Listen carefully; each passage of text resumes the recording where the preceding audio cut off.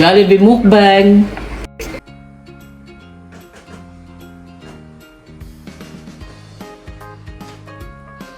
So, ayan ang ating spaghetti.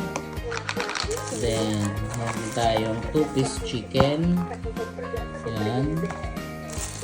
Then, ating hamburger. Meron din tayong fries.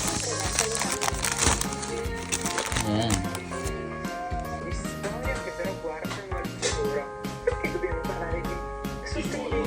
So, pinagbayaran natin mga kabesya ay 18 euro and 80 cents. Ayan. So, kain na po tayo. Bon appetito. So, for today's video mga kabesya, tara magmukbang ng ating Jollibee.